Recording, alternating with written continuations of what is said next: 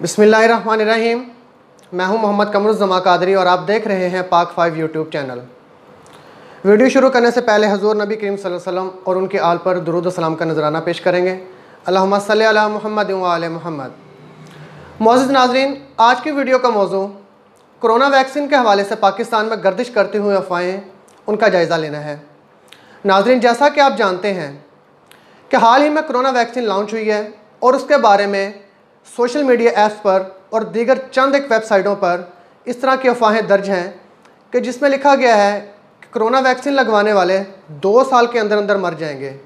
और यह दावा एक बहुत बड़े साइंसदान ने किया है, मगर इसके पीछे उसने कोई दलील या ऐसे मजबूत हकीकत नहीं बयान की कि जिस पर हम यकीन कर लें। तो मैं अपने पाकिस्तानी शहरियों से कहूँगा कि इस बात पर यकीन करने से पहले आप इस बात को थोड़ा सा अक्ली तौर पर सोचें और ये जायज़ा लें कि ये वैक्सीन जो वजूद में आई है, ये बहुत सारे डॉक्टर्स, रिसर्चर और साइंसदानों की मुश्तरका काविशों का नतीजा है, जिसके नतीजे में ये वैक्सीन अमल में लाई गई है।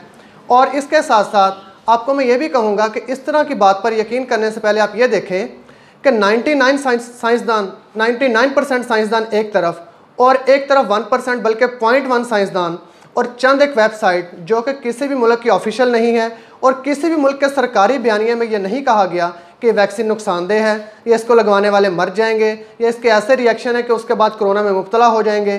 तो इस बारे में किसी भी सरकारी टीवी या सरकारी नशराती इदारे ने इस तरह का कोई बयान जारी नहीं किया। ये जितनी भी वेबसाइट्स हैं ये एक निजी वेबसाइट हैं और इस तरह के ये जो अफवाहें ये सिर्फ हमारे सोशल मीडिया पर मिलती हैं। और पाकिस्तान में क्योंकि शरह ख़वानदगी कम है, इसलिए इन पर बहुत ज़्यादा ध्यान दिया जाता है और ये इस तरह की चीज़ें वायरल हो जाती हैं। लिहाजा मैं अपने पाकिस्तानी शहरियों से गुजारिश करूँगा कि हुकूमत पाकिस्तान की जानिब से मुतारिफ़ करवाई गई इस वैक्सीन से भरपूर फ़ायदा उठाएँ और मुस्तफ़ीद हों। अल्लाह ताला आपका और आपके अहल खाना का हामी व नासिर हो। आमीन।